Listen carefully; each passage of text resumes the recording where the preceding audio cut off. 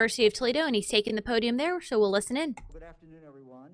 We are at the University of Toledo, and it's my pleasure to introduce the University of Toledo President Dr.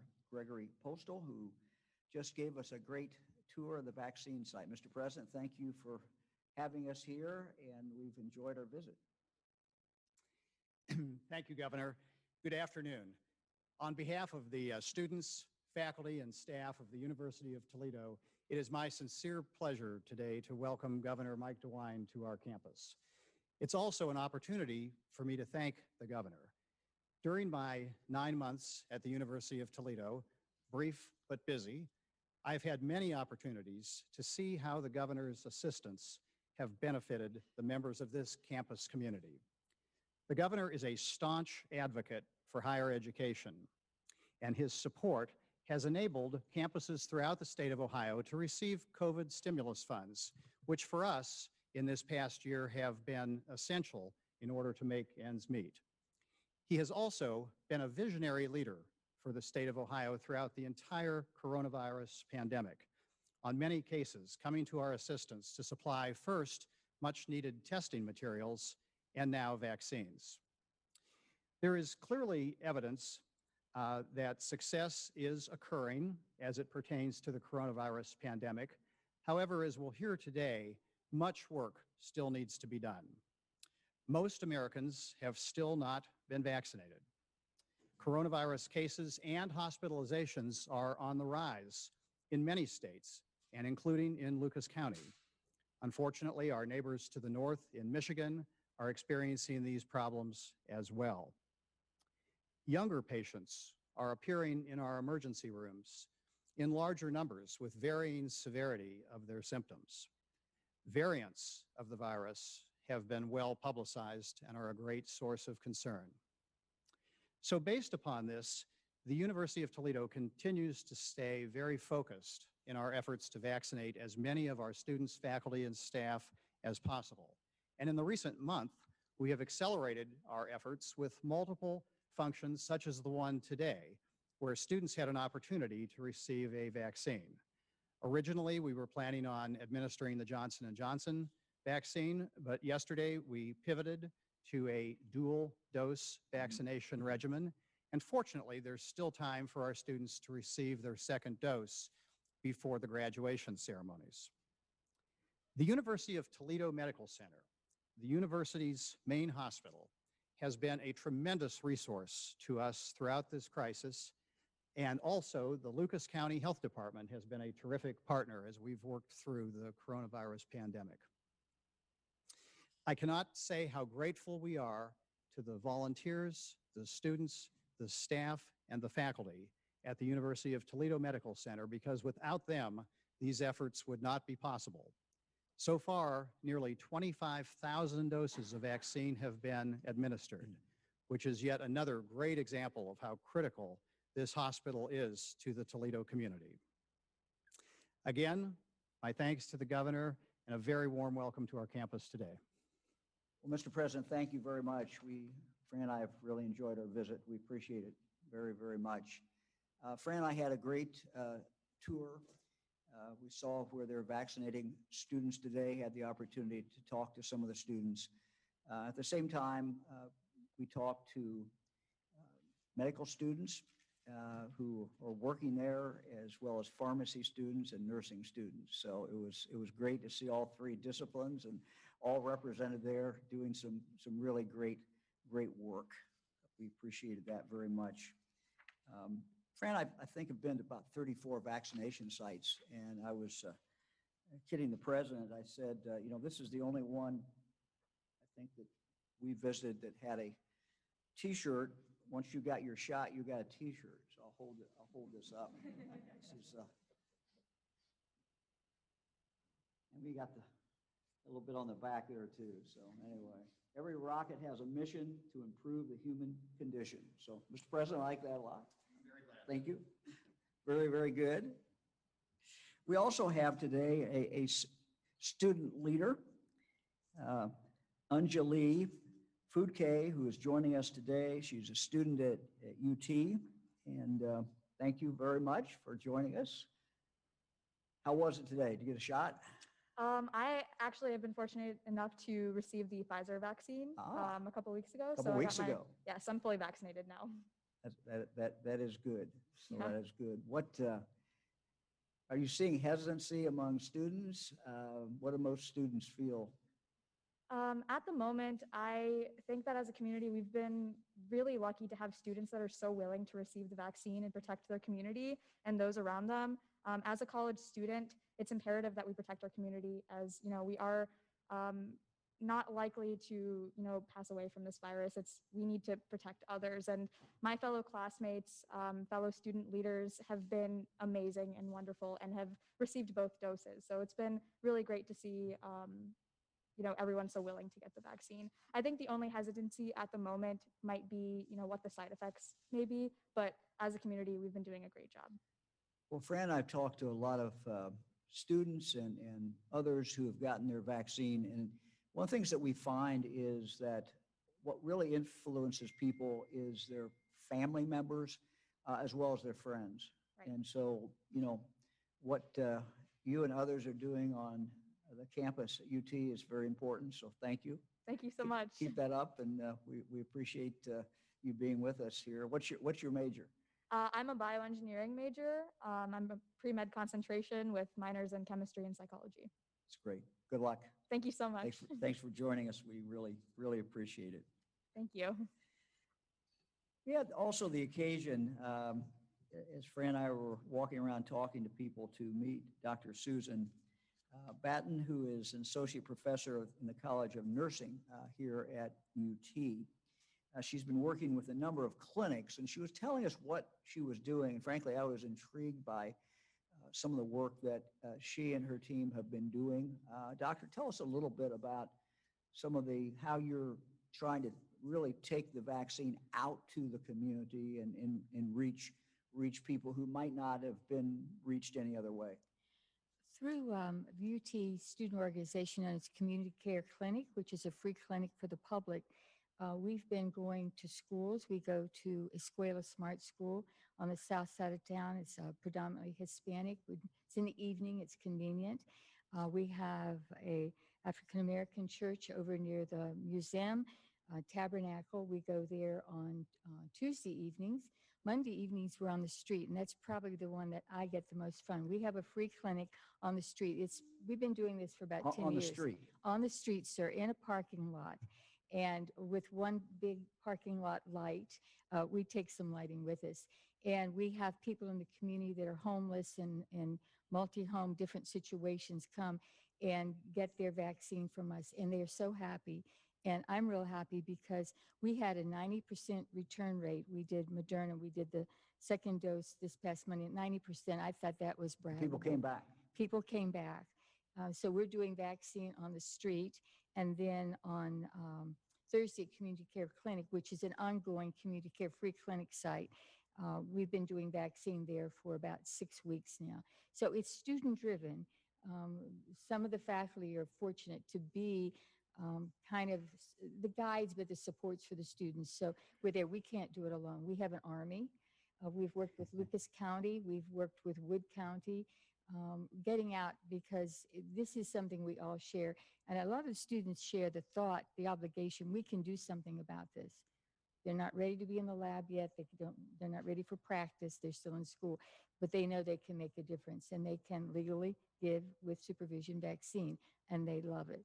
Well, that is just great. After you told me that, I wanted you really to share that with everybody in the state, because I know other communities are doing things like that, but this is one of the neatest things I've heard. And, it's what we have to do if we're going to reach people, and we have to reach them where they are. And that's what you're doing. So thank you, and thank all the students who are working with you. And it's just a great thing. I think we've done probably close to 40,000 immunizations totally. Really? That's a lot of work, and I'm indebted to the students. They're wonderful. Thank Doctor, you for having me. Thank them too. Okay. We thanks. appreciate it. Thank you very much. Well, we're certainly enjoying our visit here at UT. It was good to see a former member of the DeWine team when I was in the United States Congress. Diane Miller worked with me at that time. And she has been at UT now for 14 years. She's the Chief of Staff and Associate Vice President for Government Relations here at the University of Toledo. So Diane, it's good to see you, and thank you for all the great work that you're doing as well.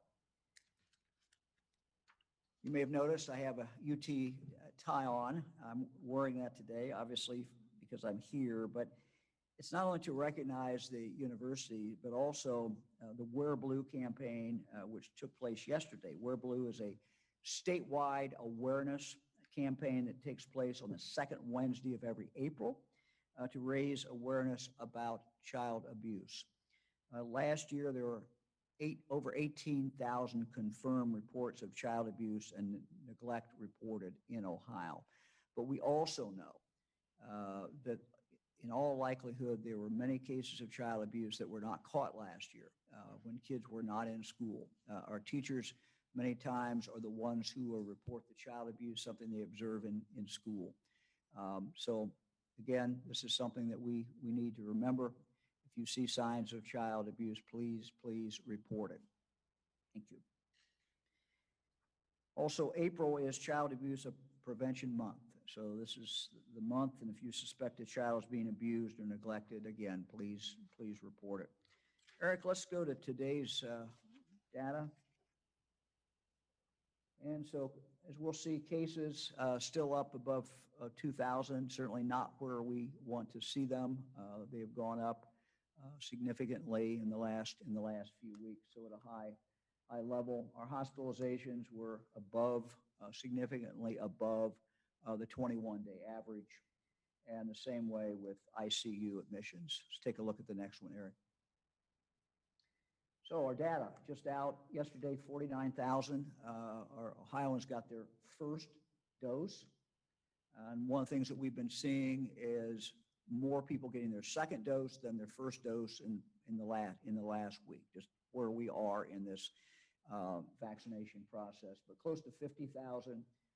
We're now at 36.4% of Ohioans, and 4.25 million Ohioans have received their first dose. Interesting, when we break it down by age, we'll see that the older ages are still creeping up slowly, but they're still moving up, and we're starting to see, of course, some movement in the younger ages as well. If you look at what's going on in the college campuses, is certainly driving this youngest age group up. So we thank all our colleges who are doing that work. Eric, let's look at the next one.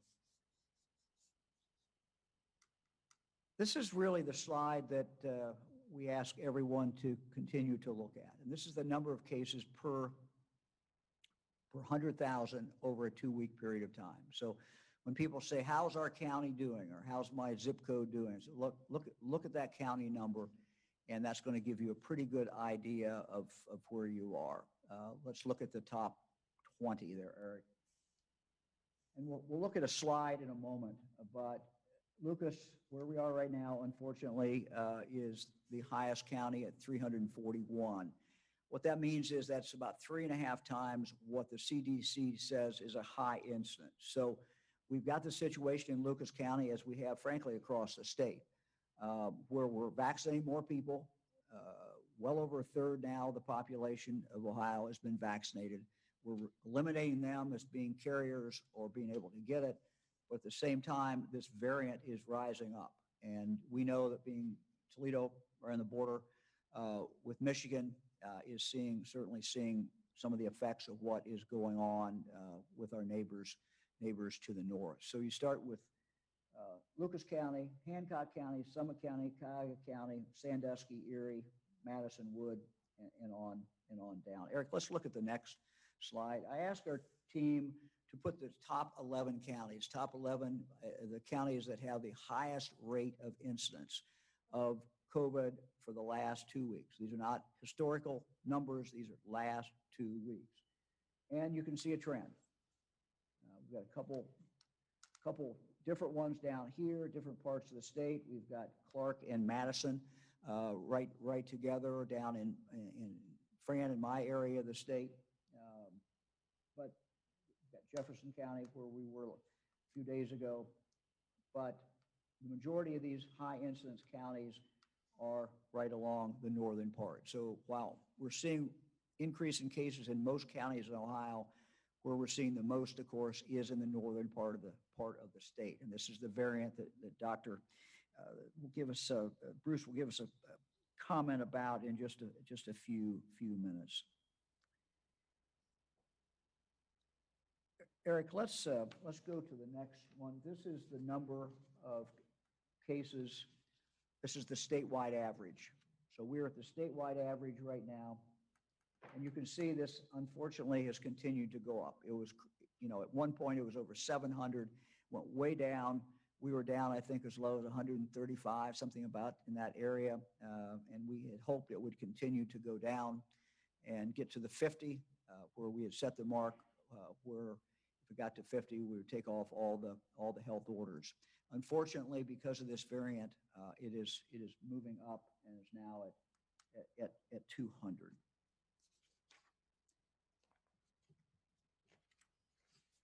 And let me just, again, do the summary in regard to the map that we had up a moment ago with the 11 counties. Those 11 counties that I referenced constitute about 1/4 of the population in the state of Ohio. So these are a significant number of people are living in these very high incidence counties.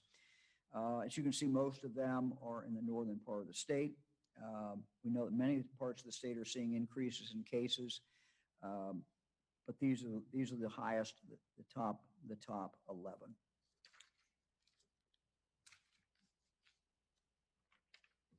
The original color maps that we have been using, those are still available to look at. The big change this week was Franklin County. It went to purple. And I don't want to downplay that, but I do want to put it in perspective, and then Dr. Vanderhoff will put it in perspective as well. I would again emphasize that the thing really to look at is cases per 100,000. And Franklin County is high, but there are other counties that are certainly higher than Franklin. Franklin has gone to purple because healthcare utilization has started to increase over all the different 7 settings. Emergency visits, those are emergency visits, they're up. Outpatient visits, hospital admissions for COVID, those are all up. If you compare that with Lucas County, other counties such as Lucas County are experiencing increases in 1 or 2 of these settings, but not as many as we're seeing in Franklin County. The increase in Franklin County's healthcare use is moving it to purple this week. However, there continues to be high rates of spread in other counties, which ultimately could lead to more use of healthcare in the coming weeks. Let's look at hospitalization numbers. Again, our hospitalization numbers have been going down for some time. They have now been going up for a while. And this is just the last few days, but you'll see now we're back up. We're up to 1305. So not a direction. It's a lagging indicator, not a direction that we want to be going. Let me now check in with Toledo-Lucas County Health Department Commissioner, Dr. Eric Skoginski. He and his team have been working exceedingly hard. We just really, Doctor, appreciate all of your good work, and maybe just kind of tell us some of the things that you're doing in Lucas County. You've got Michigan right there. There's obviously some of this is coming down into Northwest Ohio, certainly coming down into Lucas County, but kind of give us a report and tell us a little bit about what you're seeing here and maybe some of the kind of unique things that you're doing here in Lucas County to reach more people. Governor, thank you for those kind words. And yes, we have been working hard, but when you say I or we at the health department, it really is a partnership throughout this entire community to be able to respond the way we have. If it wasn't for our elected officials and the guidance that they've been able to give us, as well as our medical partners and so many other stakeholders that have teamed up, especially University of Toledo here, just really quick, early on, they helped us out with contact tracing and then went to testing and now vaccination. So this is what we do here in Lucas County. We act as a team, we are resilient, and we respond when needed, and we have been doing that. Responding wise, Governor, I'm very happy with the amount of vaccinations we've been able to give. Of course, it's nowhere near the 70%, but we're around 35%. and we continue to trudge up that number. Yes, hesitancy is here in the community for vaccinations, much like it is across the state. I have the honor and privilege to speak with the governor every week, and we've been able to talk about this. And what do we do? How do we do that? And through the governor's leadership and advice, we've been able to, again, switch, pivot. I've heard pivot several times today. We were doing mass vaccinations, Governor, at the rec center and throughout the community. But as you know, we've had to pivot. And now I term this phase 2. We are now moving more into the community settings where we've gone from thousands of doses to hundreds of doses at a pod and really trying to get into the community. Some other things that we're looking at doing is, again, at the mass vaccination clinic, it's very hard to do walk-ins, but at these smaller clinics, we are going to start taking walk-ins. Matter of fact, I announced today about walk-ins. We are going to try a little bit at the mass vaccination site because we figure we're going to have less numbers. So that's going to be really important to be able to get that barrier knocked down of having to get onto VMS and actually schedule your appointments. We feel that's a barrier. The other barrier, of course, is, like I said, is getting into the community, which is so important. We need to get to community centers. We've been going to churches, to the faith-based community. We've been setting up these one-off pods, but now it's time to increase that. Locally, at our health department, we have not opened the doors to vaccinations, but now we're going to be taking walk-ins Monday through Friday. Other areas inside of the community are also going to be doing the same thing. Today, we talked on my press conference earlier today about our businesses. As you've mentioned, and I don't want to say directed, but you've highly suggested to make sure you get into your business. And we have been doing that. Our partnerships with our hospitals and other entities have lists of businesses. We've asked for an additional list of businesses, actually smaller ones. The businesses that we've been actually targeting are those larger businesses with maybe hundreds to thousands of individuals. My ask today was, if you have 2 individuals with inside of business to 2,000 that have not had a closed pod, please sign up. We're going to try to get out to you. So we're taking this on the road to them. What does that mean, Governor? It means that we can go ahead and not only reach those employees, but we will reach their family members, and hopefully those closed pods then would turn into an open pod once we get those employees done, to be able then to look at the community setting around it. Because again, small business is extremely important in so many ways, but they're inside of those community aspects. And if we get to those small businesses, we might be able to, again, target some of those communities that are underserved. I want to talk really quickly about our equity initiatives. Again, I don't want to go too quick because it is so important. Our underserved during the entire pandemic has been a true concern. Now we're here with the vaccinations. We saw it early on. There was hesitancy with our African American and Latino populations. We've attempted to attack that issue as a community, not as a singularity, whether it's the health department or Mercy or Promedic or UT or St. Luke's or somebody one off. We came together as we always do, and that was so important when I mentioned that early on. This community comes together. Our partners came together, and we sat down and said, what do we do? We are giving 20% of our doses every week to equity. What does that mean? That means that we could actually be giving those doses as a provider.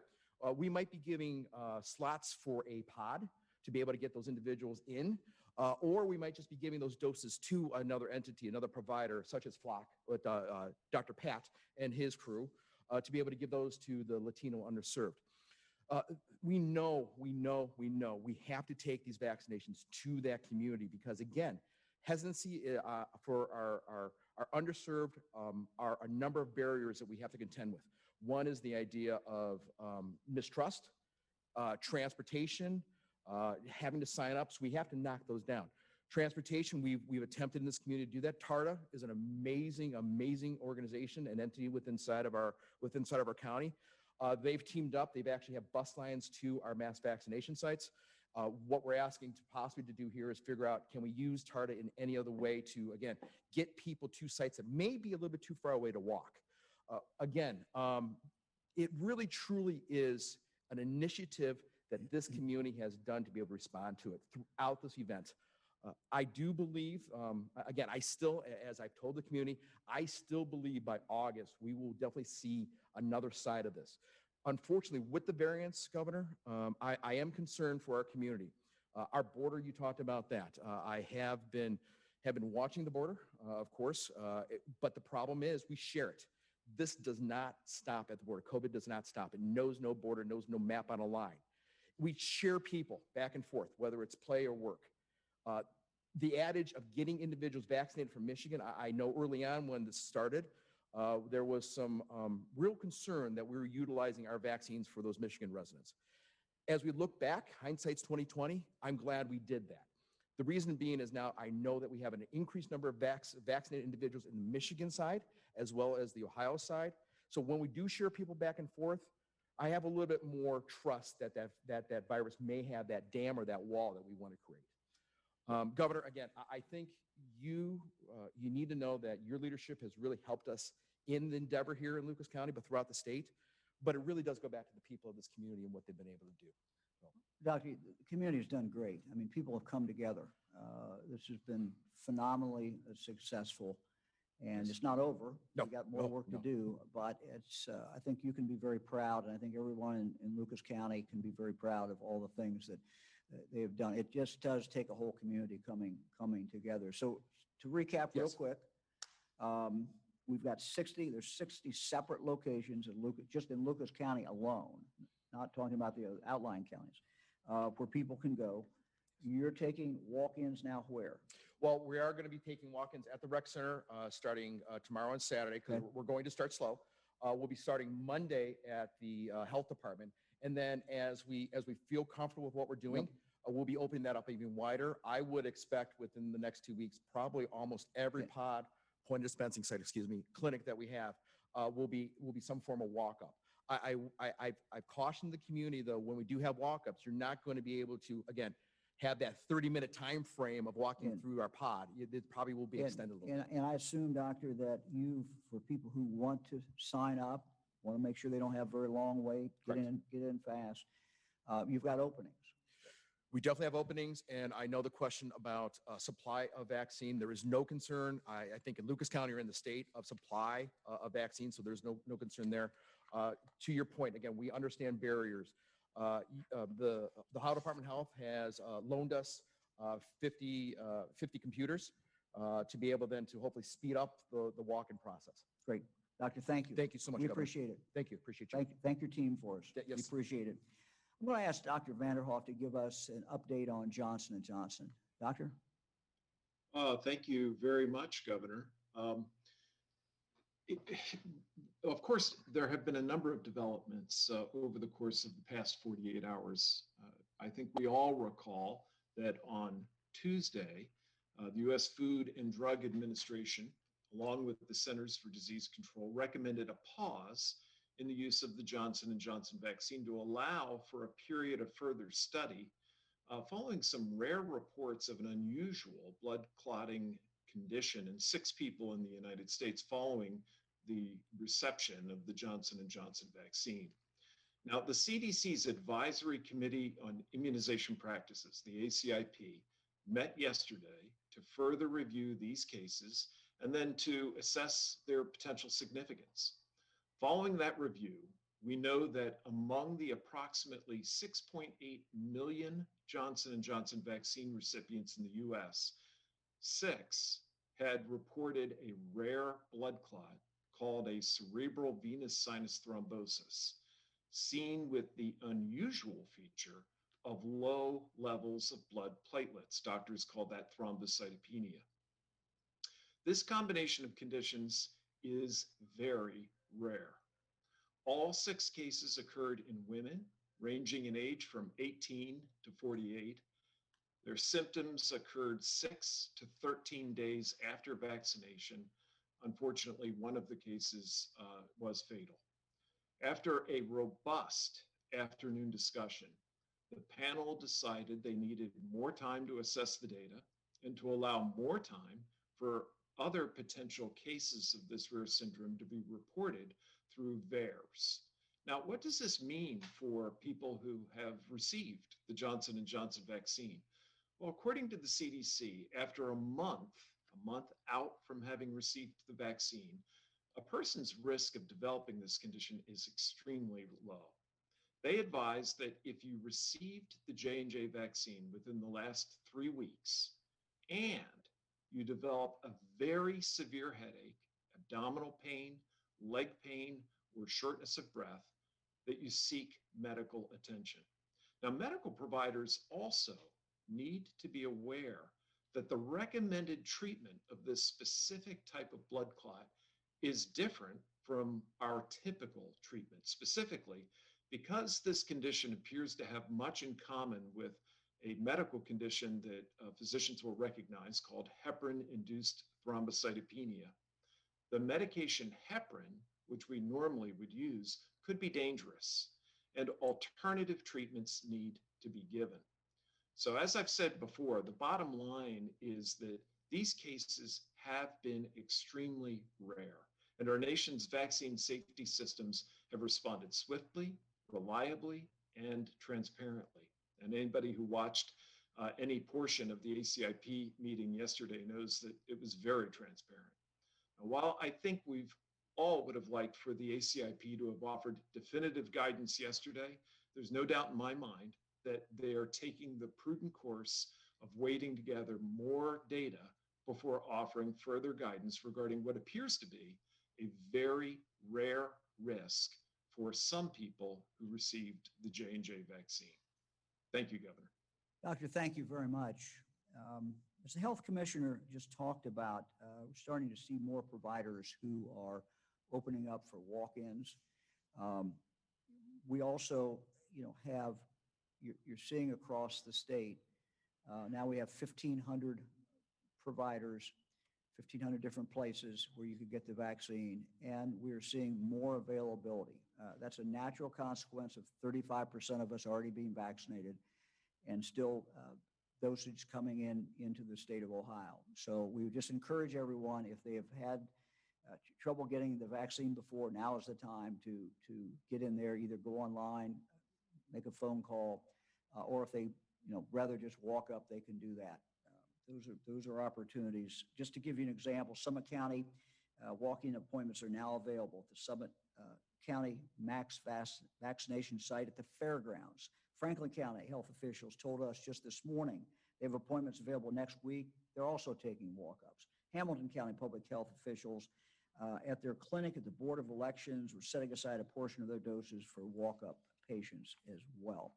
We are also, as we've said, in a really a different phase of this. And so we're asking our health departments and other providers to work with businesses to go into their places of business and help vaccinate. We're seeing that in high schools, and we're seeing that, of course, in colleges as well. This is all just very important if we're going to continue to get shots in arms and push this virus down. Let me talk for a moment about the Wolstein mass vaccination site. Give you a little update. We are partnering with FEMA and Metro Health to offer first doses of the Pfizer vaccine beginning tomorrow at a Wolstein Center satellite clinic, Northfield Road in Maple Heights. So this is in Maple Heights. They will also be a great opportunity for parents who are looking for locations outside of school to get their kids vaccinated. The Maple Heights Clinic is open to anyone 16 years of age and older and will operate Friday and Saturday from 7 a.m. until 6 p.m. There are many appointments available right now. To schedule an appointment there or other places, go to gettheshot.coronavirus.ohio.gov and type in, if you want to go to Maple Heights, type in Maple Heights in the search bar to see available appointments. You can also call 833-427-5634. That's 833-427-5634. The Ohio Department of Health's call center will help you as well.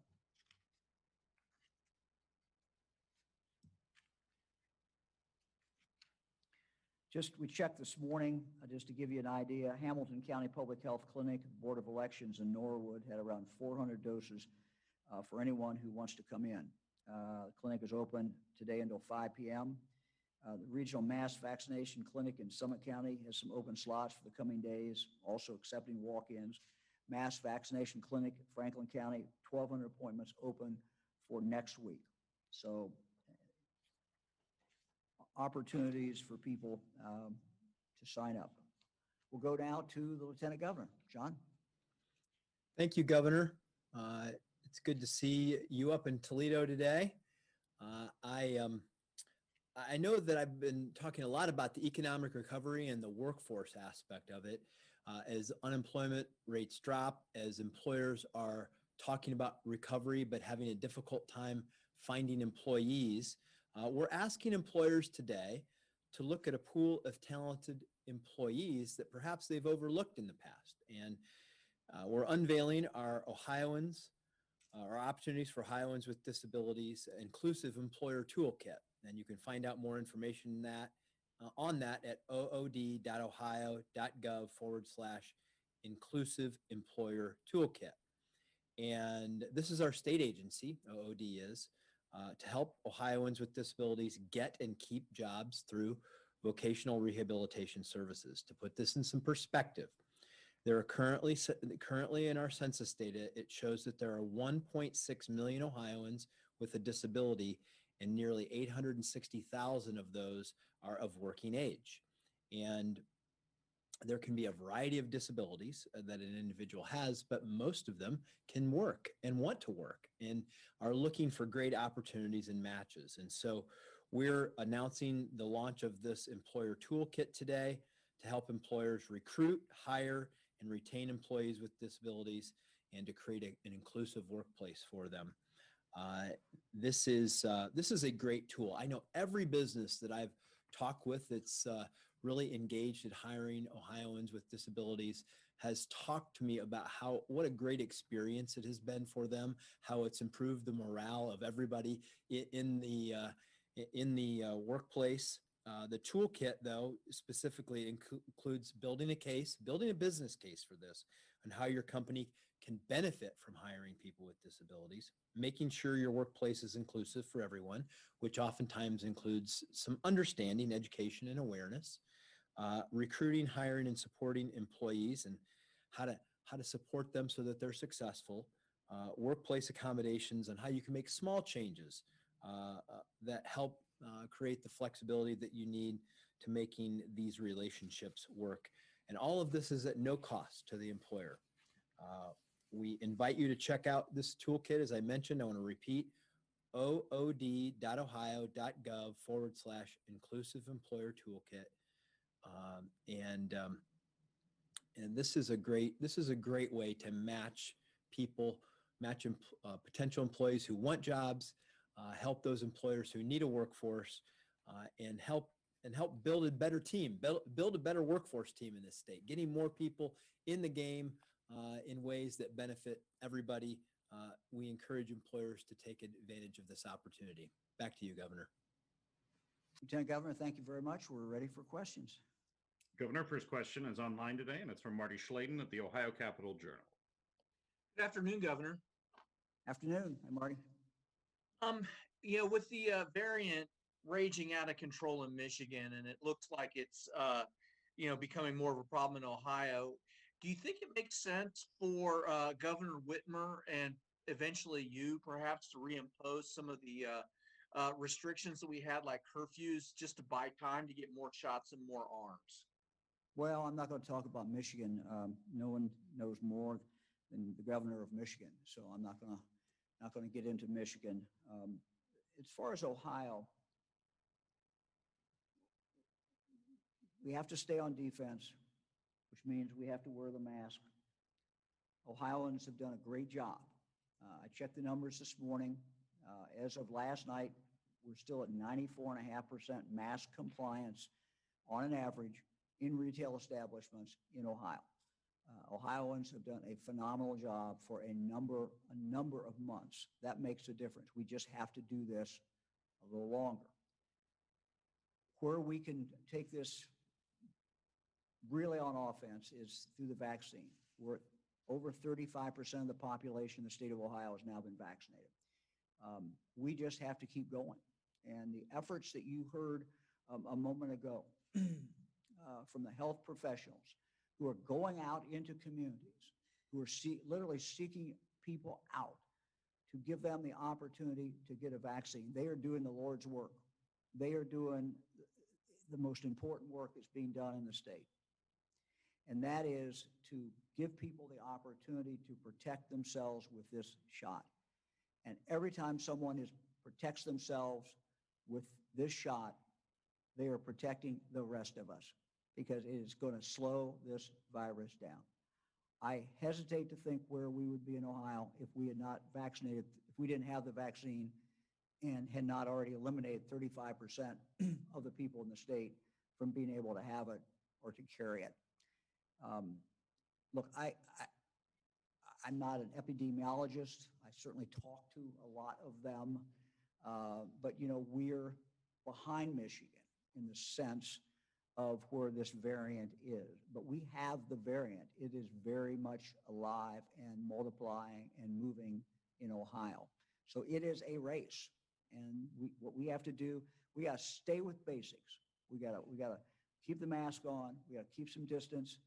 We got to be careful. At the same time, we have got to really put the emphasis on getting the shots. That's why every employer out there who has the opportunity, does have the opportunity to reach out to your health department or reach out to a health provider and have them come into your business and vaccinate people in your business. You will get a bigger uptick.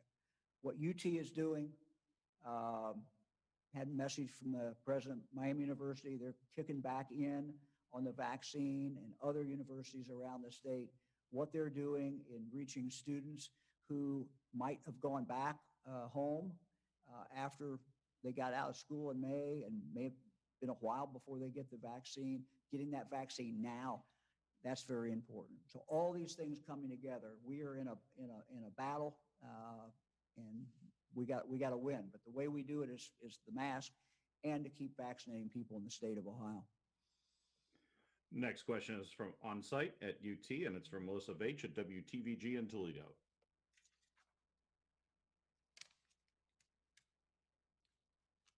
Good afternoon. Good afternoon, Governor. It's good to have you in Northwest Ohio. Good to be here. Thank you. Good to see you. We were all excited when you got on television and said when we get down to 50 cases per 100,000, we'd be able to get back to normal. And it seems like we're moving in the wrong direction. Is there going to be maybe some moderation on that, or some middle ground here? What do you have to say to everybody as we move forward? Our ticket to freedom is the vaccine. And our ticket to a good summer is the vaccine. Our ticket to a good spring is the vaccine. It's our ticket out. It's our ticket out of what we are in now. And that really is where we have to concentrate on now. I've been asked, do you still think, Mike, this virus is coming up and we've got the variant now, and do you really think we're going to have a good summer? And the answer is yes, I do think we're going to have a good summer. We just have to continue to execute. And the execution is wearing the mask, but we got to keep pushing the vaccine out. The first third of our population has now been vaccinated. Now we're doing well with people over 65. And if you look at those numbers every single day, as I do, they're starting to fill in with the younger population. We just have to keep going. So we know how to get out of this. This is not 5 months ago, 4 months ago. We know how to get out of this, and we have the tool to get out of it. We just have to use the tool, and we got to use it every day, and that is vaccinate people. Next question is online from Chelsea Sick at WKEF in Dayton. Hi there, Governor DeWine. I talked to the Ohio Restaurant Association today, who said there is a shortage of people returning to service industry jobs. I talked to several restaurants who say business is picking up, which they're thankful for, but they're short-staffed and people aren't applying. What do you think is causing this? One business owner I talked to worries it's the amount of people on unemployment. Well, I know what some restaurant owners have told me as I've talked to them. They've told me that, some of the things that the federal government has done in regard to unemployment benefits or other benefits may have impacted that. I'm not in the industry, so I'm not the person to ask really about that. But I think what you're seeing is good. And what you're seeing is good in the sense that people are, in fact, going back to restaurants. 1/3 of us now have that ticket, that freedom, and people are exercising that. They're going to restaurants, they're sitting down, they're meeting friends who've also been vaccinated. And this is all a very, very positive thing. But as far as, exactly, what's going on with restaurants, you're much better off interviewing 4 or 5 restaurant owners than me. So I'm getting it secondhand.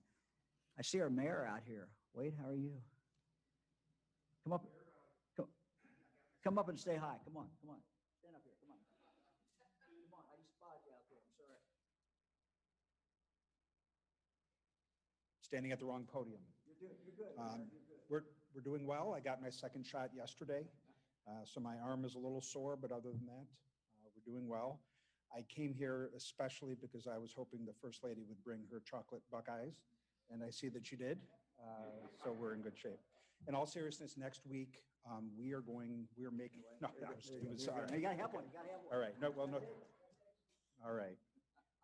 Well, next week, we are making a few of our fire trucks and ambulances available to the V Project and the Health Department and use them as sort of mobile, I don't know how to describe it, not mobile vaccination sites, because we're starting to go door to door. I think Wednesday is the date we have in mind. We're going to start going door to door, and if we encounter someone who wants the vaccine but is having a hard time getting it, we'll be able to say, well, in that ambulance right behind you, you can go get one right now. So we're trying to do our part working with all these wonderful partners. Thank you for the Buckeye. Governor. Thanks so much. The mayor and I talk. We didn't talk today. I missed the call today. John was on, Lieutenant Governor was on. But John and I talk to the mayors of our major cities every time we get ready to have a press conference. And so, Wade, thank you for your work. And the community's really come together. It's the county commissioners, you, everybody, elected officials, but it's also nonprofits. It's everybody really making a difference. Lieutenant Governor. Yeah, one suggestion that we work with all employers on who may have employees who have some hesitancy to return to work is to work with your local health department to get them scheduled for vaccinations so that they can feel protected, so that they can feel that they are ready to go back to work. And so work with your local health providers, work with your local health department to get all those employees vaccinated so they can have the confidence to go back to work and serve your customers. Great. Next question is on site at UT, and it's from Tom Troy at the Toledo Blade. Hey, Tom. Good to see you in person. Thank you, sir. Nice to see you in Toledo, and also Mrs. DeWine. Thank you. You just mentioned a minute ago talking about people getting the vaccine. We're doing well with people over 65. What's the problem with the people under 65? What are we seeing in common? What is the common denominator for people that are hesitant or unwilling to get the vaccine? Well, one difference is the older you are, the longer you've had to get this shot, because we opened at 80 and then went to 75, 70, 65 and down. I think that the data is pretty clear that the likelihood of death goes up the older you are. And that's why we, first targeted people who were over 80 and then down. That's why we targeted people who were in nursing homes. But the reality is that anybody can get it. We just heard about someone who was 40-some years old and got it and has died from it. So, it's not benign. It's not benign for you, no matter what your age is. And there's a potential of dying. I have on my desk a card the family sent me of a young person who I think was 20, University of Dayton student. So it can strike and have horrible, horrible consequences for anybody's age. I think if young people look at this is your ticket to freedom.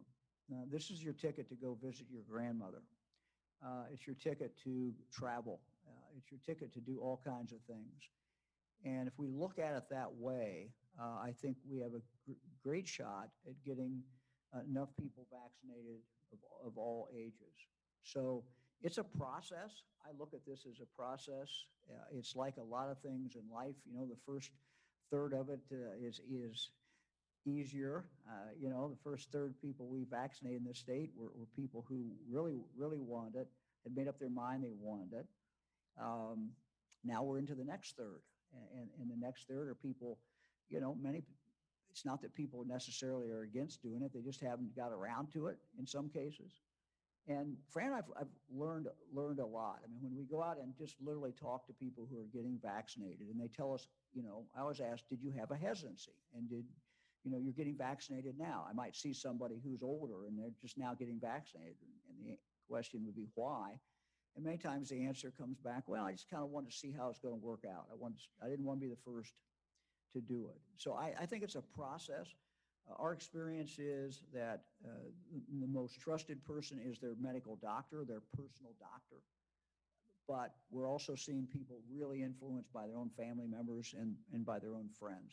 And so we just encourage everyone who's got the shot, go out, you know, talk to your friends, talk to your neighbors. But I think really what is going to drive this is a ticket to freedom. This vaccine is a ticket to freedom. Next question online is from Alexis Moberger at WSYX in Columbus. Hi, Governor.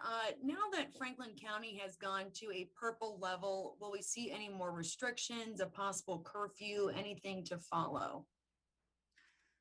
We certainly do not intend to do anything in regard to the schools or anything else. What I think people should look at is the case numbers. And while Franklin County is certainly not low, it's not the highest. I think people should look at those case numbers. And, you know, what we're seeing in Franklin County is we're seeing in many other counties in Ohio, and that is a strong variant, a variant that is multiplying very quickly, a variant that is more contagious than what we have seen in the past. So we have this dichotomy, really, of a lot of people in Franklin County are now vaccinated. A lot of people aren't going to spread it. A lot of people aren't going to get it. We're making it harder and harder for this variant to multiply, but at the same time, it's so powerful that it is multiplying. So we know what we have to do in Franklin County. We know what we have to do across the state, whether it's Lucas County or Wood County, wherever it is. And that's, we got to keep getting vaccinated, and we got to do it at a fast rate. And so, you know, God bless all the healthcare workers and all the volunteers and all the people who are literally taking this vaccine to people. This is precious. It saves lives, and it's how we get out of this. Governor, if I could add one thing to that, I know when I looked at the numbers this morning, I saw Franklin County had gone purple. It made me grateful that we made the decision way back when to vaccinate all the teachers and the school personnel, because we protected them, and now there doesn't need to be a change of strategy there, because those the people that work there are protected, and it can be managed because of that. Yeah, and I would just say, you know, if you have a child who's 16 or over, time to get the child vaccinated.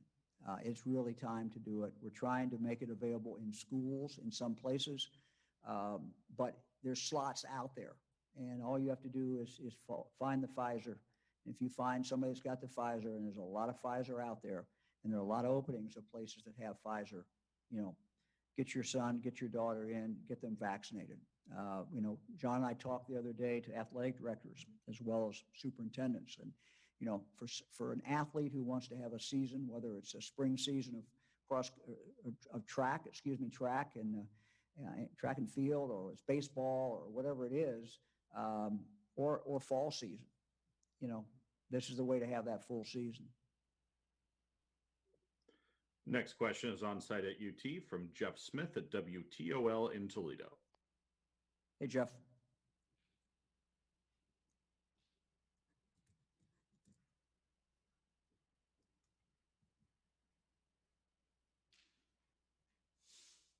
Sorry about the long walk around, Governor. Welcome. Thank you so much for being here today and taking our questions. I wanted to kind of make this personal, but also address a little bit back to what Melissa was asking about the 50 per 100,000. I've got a daughter who's got an autoimmune deficiency. And when we go to the hospital, we continually look for hope, right? And when we get some, we mark it on the calendar. We say, that's the day. That's when we're going to get out of this. We're going to have a little bit better fight against this.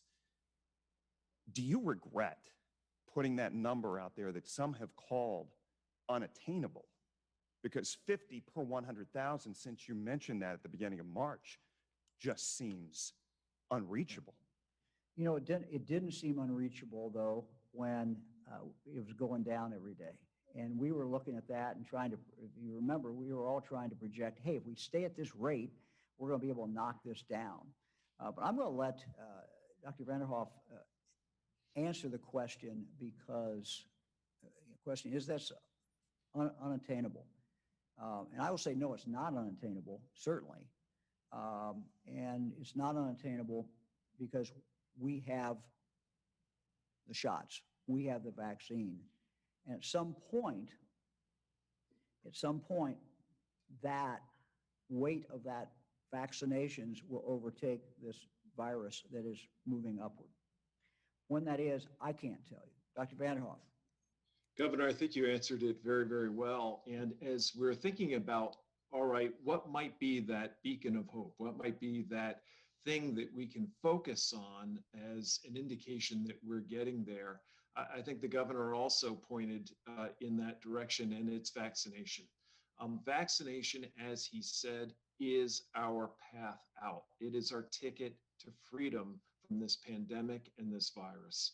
So as we watch those vaccination numbers rise, and now today we see first vaccinations, and it looked to me like 35, 36% of arms. That's very encouraging. That's very impressive.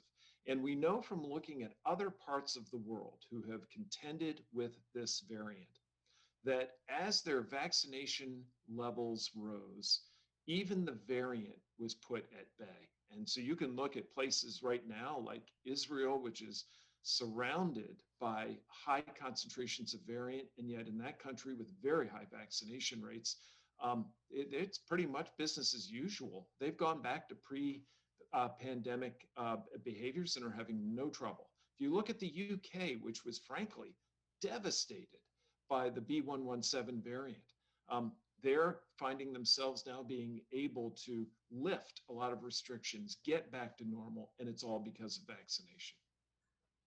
You know, we have hope, and the hope is the vaccine. Imagine if we did not have the vaccine, what would we be saying today? And anybody would say, well, what's the hope? And we would have to, I don't know what our answer would be. But we have hope, and the hope is the vaccine. And it's a very, very effective vaccine. It works. We just got to keep punching away at this. Next question online is from Joe Ingles at Ohio Public Radio and Television. Hello, Governor. Hey, Joe. Hi. I wanted to ask you, today in the Wall Street Journal, there was a story about people who are getting breakthrough cases of COVID. That meaning that they've had the vaccine and yet they still get COVID that even requires hospitalization. Is Ohio tracking breakthrough cases of COVID? If you aren't, why not? If you are, do you think that that will lead people to believe that they should get the vaccine? What do you expect to come of that? Well, let me give you what the numbers are. There have been 154 reports of fully vaccinated individuals, those 2 weeks from their final dose of vaccine, later getting COVID-19. So we have 154 cases that we are aware of. In these cases, of this 154, there have been 14 hospitalizations, and there have been zero deaths. The age range of that group has been from 19 to 98. The median age has been 62. Dr. Vanderhoff, you have anything to add to that? Yes, Governor. So if we look at those numbers, they should be incredibly encouraging to us. 154 is less than 1%. We, from the beginning, were thrilled because these vaccines appeared to be about 95% effective. Well, they're proving to be more effective than that in the real world. remembering that no vaccine is ever going to be 100% effective for a whole variety of reasons. And as we look at these cases, they fall into a time frame very often where, I mean, it could be a simple matter of, you know, we recognize it takes 4 to 6 weeks from the first vaccine until a person is fully protected. So you wrap this all up, and as a vaccine recipient or as someone who is thinking about getting the vaccine, I think you have to look at this and say, these vaccines are just impressive. Next question on site at UT is from Brian Steinmetz at WNWO in Toledo. Hey, Brian. Governor DeWine, Mr. DeWine, thank you for being here. It's a pleasure.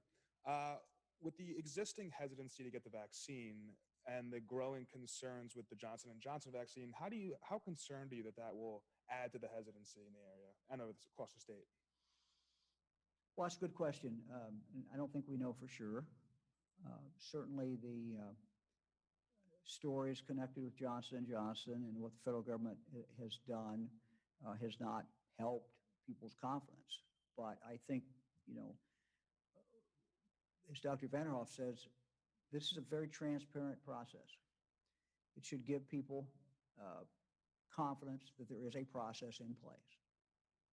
And only based upon what I'm reading, same thing everyone is reading, you know, you're talking about, you know, less than 1 case per million vaccinations. And I'm not the doctor, or the statistician, but if you look at some of the articles that have been written, and some of the experts have talked about risk, and you know, there's a lot of things that we do that are a lot higher risk than 1 in 1 million. So I'm not making light of it. I think, you know, they're going through the process. They need to go through and do what the experts do. But I think in the end, you know, people will have confidence in the system, and we'll move forward. You know, we are still seeing, you know, a lot of people vaccinated yesterday. It wasn't with Johnson & Johnson, but it was the 2 others. And I think that people, you know, when they weigh whatever small risk there might be connected with the vaccine, it pales in comparison to trying to do battle with a virus that has been morphed into something that is much more contagious than even was before. So, you know, it is dangerous out there. And getting the vaccine is really the way that we get our freedom. And I think in the end, you know, that will weigh heavily on people. People, you know, Ohioans are pragmatic and they're rational. And they try to weigh things out. And I think when they weigh things out, it's going to be clear. It's already been clear to over, you know, a third of us that they should be vaccinated. Next question is from Laura Hancock at cleveland.com. On Tuesday, one of the medical experts said that the vaccine demand among people who are younger, like age 40 below, is decreasing compared to older Ohioans. If that's the case and you have no plans to create a vaccine passport, how are we ever going to get over this? What actions can the state take if a significant portion doesn't want it? Well, I'll go back to what I said a moment ago, maybe explain it a little bit more, but people are rational people. And, you know, people are making decisions every day about getting vaccines. You know, Fran and I just met as we walked around and we talked to students, late teens, early 20s, who are getting vaccinated today. They didn't have to get vaccinated today. They're getting vaccinated today. And when you talk to them, you know, they will explain why. And there's a rational basis for why, you know, they are getting vaccinated. You know, they want to see their grandmother. They want to do this. They want to travel. They want to go to a restaurant. They want to go to a bar. They want to feel confident. They want to have that confidence level. And so that's what's happening. And people are making rational choices. And they're trying to say, okay, if I get this, compare whatever the risk is versus what the risk is of not being vaccinated and not being covered and going out into the public. And I think that, again, we are still seeing people die. We are still seeing people get very sick. We're seeing young people get sick. So, these are rational decisions that people are making. In our nursing homes, we are saying to people who work in the nursing homes, if you're vaccinated, it will be at one level of testing. If you're not vaccinated, it will be a more stringent level of testing. We are seeing employers who are making, decisions. So, I just think all the different things that are out there that people make their decisions, it's not always about the government. In fact, usually it's not about the government and shouldn't be about the government. It's about what are their odds and where do they feel confident. And I think not only is this ticket to freedom, it's a ticket to giving you confidence. It's a ticket to having you not worry all the time that you're going to come down with the virus. I think that's powerful. Next question online is from Nathan Hart at WCPO in Cincinnati. Hi, Governor. Since the state of Ohio brought in subject matter experts from the private sector a little while ago to help fix the unemployment system, what progress has been made? I don't have the director on here. I'm happy to bring the director in next time. He was giving me a briefing today. He testified today in the state legislature. So I'm going to pass to the man who's dealing with that every single day. I mean, one certain big thing that was done is basically the door was closed, to dramatically slow down the amount of hacking that was going on, to slow down the amount of fraud that was going on. And that certainly is one thing. I get updates from this group. These are people primarily from the private sector who we brought in, and they're doing a very good job. We made a contract, Google, in regard to how you sort out data. And basically, the way they explained it to this layperson, non-tech person, is that you can go through and you can figure out very quickly with big data what cases are likely to have fraud in them and which are not. And then you take the ones that are not most likely, and then you try to process them and get that money out to the residents of Ohio who are just the victims of the fact that there's other people that are trying to scam the system, people who live all over the world that are trying to scam the system. So those are certainly some of the things that have been done. But the Director Dan Schroeder, our acting director, certainly can give you a much fuller account of that. Next question online is from Alex Ebert at Bloomberg. Thanks for holding this, Governor. You had previously stated that the J&J vaccine was going to be used to help vaccinate students at universities across the state. How has the pause here impacted what the state is having to do in terms of reaching out to those students when they go home over summer break, or shift resources across the state to get young people vaccinated? Thanks. Yeah, I think good question. I think one of the things, just as an example, that UT is doing, and I know some other schools are doing this too. They're trying to sort out, frankly, their students. Ohio State, I believe, was doing this. Their students who live close versus their students who live a long way away, and trying to, with a two-shot regimen, trying to get the ones who live far away or further away, get them first shot and then the second shot while they're still on campus.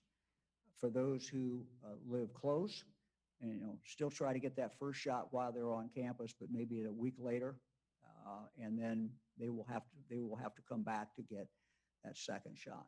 And look, we encourage every student, everybody who gets the first shot to get the second shot. That's the protocol. That's what people should do. We encourage them to do that.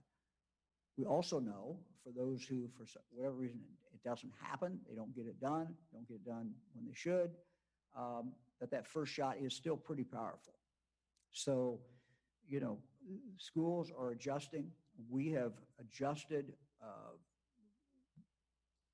some schools that were, you know, had the J&J. We've been able to move over some Moderna in some cases, or Pfizer in other cases. So there's been a lot of shifting around, you know, in this past week. And then just while I'm thinking of it, you know, we made a significant decision. Every week's a different stage. And so one of the things that we are doing this week, when we tell the federal government where to ship it, we have a lot of primary care physicians who for the first time are going to be getting the vaccine. And what we believe that's going to do, nobody knows their patients better than the primary care physicians. And they're going to be able to reach out directly to their patients. And some patients, you know, may only trust that primary care physician. But when that primary care physician reaches out to them, they may be much more likely to get the vaccine than if they had to go to a mass vaccination site or if they had to go someplace that they're not familiar with going. So we believe going to these primary care physicians at this point, you know, most of them are not receiving a lot because they cannot process a lot in a week. But we're going to monitor that. We're going to see how that works. But we have a lot of primary care physicians. I don't have the number here, but a lot of them will be getting that vaccine this coming week, beginning Sunday, Monday. And we think that is another thing that we can do that will help us penetrate, get more people vaccinated. Next question online is from Jesse Balmert at the Cincinnati Enquirer. Hi, Jesse. Hello, Governor. Thanks for the time. My question is, since more Ohioans are getting the vaccine and we know the vaccine is effective against the variants, and you had the number about a high percentage of mask compliance, where do we think this spread is happening? Why are the numbers going in the wrong direction? We'll let Dr. Vanderhoff take that. Doctor? I think this is a very clear indication that these variants, which all of the research and literature has told us are more contagious, are in fact more contagious. And the governor described it pretty well in an earlier set of comments today. When you take a virus that is more contagious and put it into a population, even though you may be doing a good job with things like masking and distancing, the vaccination, the immunity of that population becomes ever more important. Candidly, I and many other physicians and people in the medical field are absolutely confident that were it not for the levels of vaccination that we enjoy today, the variants at the levels we're seeing them across the country, I think would be wreaking absolute havoc. What they are telling us is, and I've said this before, this virus is not going to go away easily. To get it behind us, we have got to get our collective immunity up to where it needs to go.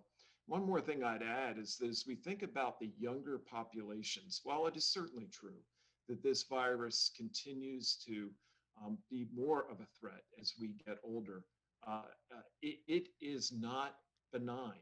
We shared at a previous press conference the cases of MIS-C, the multi-inflammatory syndrome in children. Now, those numbers are not high numbers, but for the kids who are impacted, it's devastating. We've got the long haulers, and we have instances of people with persistent symptoms of all ages infected by this virus. So vaccine, vaccine, vaccine. Thank you, Doctor. Next question online is from Josh Rutenberg at Spectrum News. Hey, Governor. Hi, Josh. It's a two-part question for you. First, certain people have asked about the 50 cases per 100,000 metric, but just wanted to get definitively, you're not going to move off of that metric, are you? Look, we're going to follow what experts tell us in medicine. And look, we are this close to victory. Now, I don't know how many weeks it is, but 35% of the population vaccinated. Every day we're vaccinating more Ohioans. That's how we get out of this. So no, I'm not going to change that number, but I truly believe that, we are going to be able to crowd this virus out. Maybe not totally out, but crowd it down. And, it's like, I guess I would make the analogy to fire. If it doesn't have fuel, it's not going to spread. And so we've already eliminated 35% of the people who can't be hosts for it, can't spread it. And so you just continue to eliminate more and more people. I truly believe at some point that weight of those numbers of people who have been vaccinated will overcome this raging virus. The second question is I've had some in the community come up to me and ask, when you implemented the curfew, the beginning and end of it was tied to rising hospitalization numbers and hoping that they would go down, but it seems like the mask mandate and other restrictions are tied to this case rate. Why are these restrictions not tied to hospitalizations like the curfew versus the mass or versus the cases? Well, first of all, we're not even close to where we were, the number we set in regard to the curfew, if I understood the question. Not even close to that. I mean, look, we use the tools that we have, and we've learned a lot throughout this. And one of the things that we've learned is the power of the mask. We're all sick of masks. I get it. Even this beautiful one that says UT on it. People are tired of wearing them. But we know they work, and they know they will protect us. And so what we tried to do with the knowledge that we've achieved over the last year, collectively, the medical community, health people, we've tried to say, okay, what do we do now? People have been doing this for a year. They're tired. And so what we basically said is, we think you can do about whatever you want to do. You just got to be careful and wear a mask. And if you do that, and at the same time, now that we have the vaccine, the power of the vaccine, the power of this vaccine it's our ticket out. It's going to get us there. It's going to get us home. And so it's a different situation today. We now have that vaccine, and we know the power of the mask. And so we're going to concentrate on those two things that make the biggest difference. Next question online is from Kevin Landers at WBNS in Columbus. Hello, Governor. Hey, Kevin.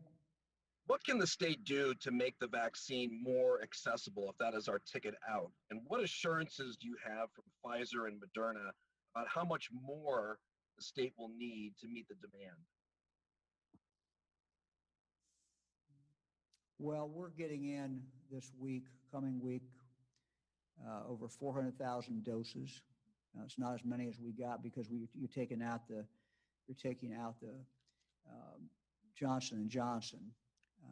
And you're taking out from the federal pharmacies, and you're also taking it out from what we were getting. So, but in spite of that, we're still getting over 400,000 doses.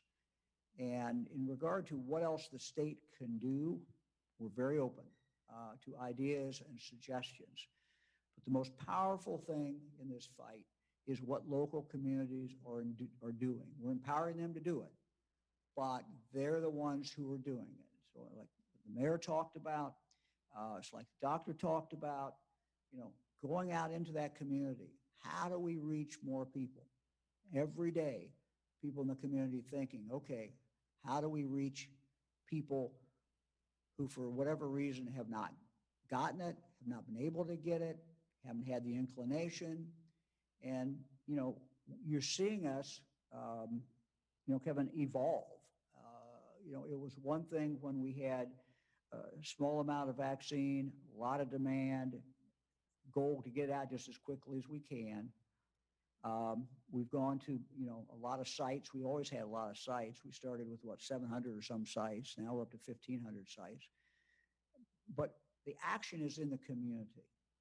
And when a health department or somebody is telling us, hey, if we had more vaccine, we can reach the Hispanic population over here. We can reach this population here. We can reach that population here. Or we can go into schools. We're giving them the vaccine. And we're working very closely with them. So we're listeners because they know their community better. They know how to get it out to the people in their community. Next question online is from Sarah Arthurs at the Findlay Courier. Yes, thank you for doing this, Governor. Someone else had asked this question, I think, a week ago, and I'd just like an update. Are you regularly in contact with Governor Whitmer, and how closely are the states of Ohio and Michigan kind of working together to talk about the variant? I talked to the governor yesterday. We don't talk every day. Sometimes not every week, but we certainly stay in contact. I stay in contact with the other governors surround us. Yeah. So we stay in touch, and it's as you can imagine, a conversation of what are you doing, and we share ideas. We share ideas of what one state is doing, and I don't pretend to have all the ideas, and I'm always anxious to hear what other governors are doing. Next question online is from Dan DeRose at WOIO in Cleveland.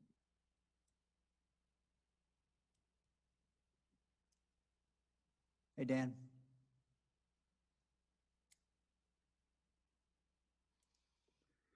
We'll go back to Dan. Next question is from Dustin Ensinger at Gongwer News Service. Hi, Governor.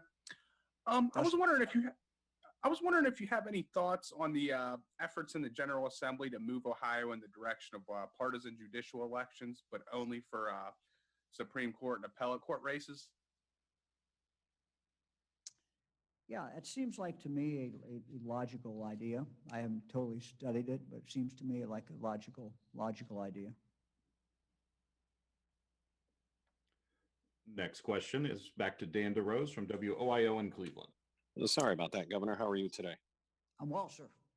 And we're keeping our eye on the Wolstein Center up here and the Johnson & Johnson situation. Is it your understanding when you heard from the White House yesterday and they told you this pause would be days, maybe weeks, is there still a hope that for April 27th that the Johnson & Johnson will be at the Wolstein Center, or are you starting to work on a plan B?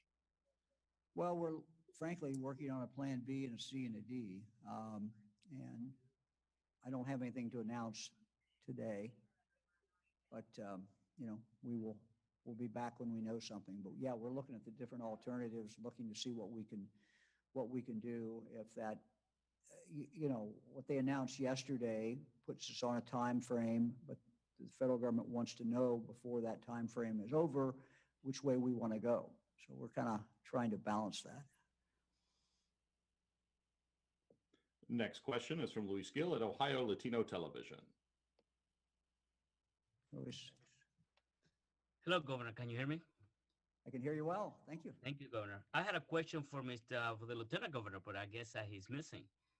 Is the First Lady available for a question? I don't know whether he's still with us. Is he? Lieutenant Governor is, so go right ahead. No.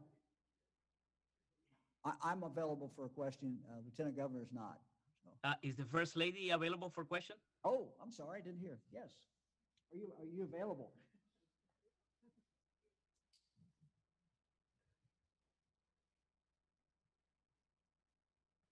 Hello, Mrs. DeWine. Hello.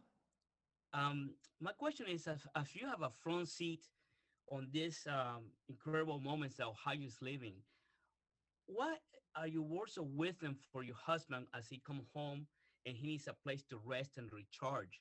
What did you say to him when he comes, and what do you say to him in the morning as he leaves to recharge and go and confront all this virus that's happening and is leading Ohio into places that unknown places?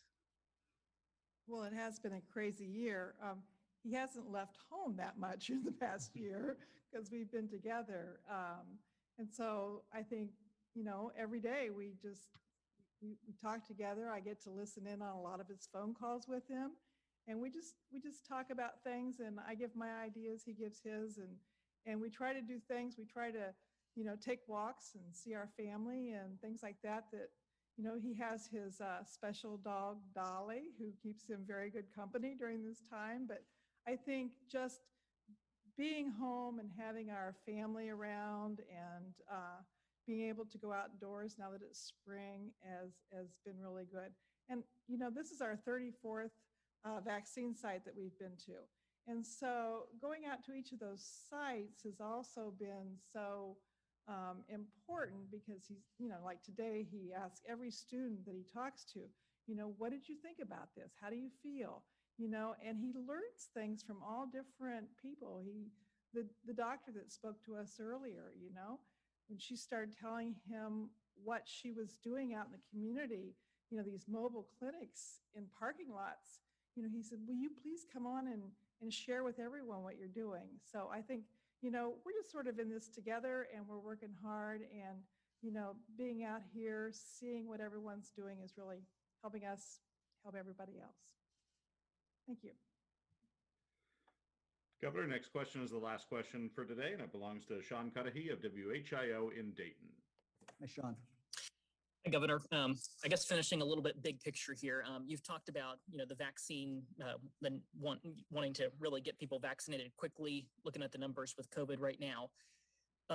So much is open compared to a few months ago, but do you have a projection, just looking at all the different numbers that you have available, on when you think things are going to really start to look even more normal, closer to pre-pandemic level? Is that something that you're assessing? I wish I had a crystal ball. I wish I knew. I've asked epidemiologists, I've asked experts, and no one can pinpoint a day. So I'm not going to be, arrogant enough to think that I can pinpoint a day. But we get closer to that day every day when we're vaccinating thousands and thousands of Ohioans. And those days where I look down, it's 50,000 or 60,000 that I saw were vaccinated the day before, or 70 or 80,000.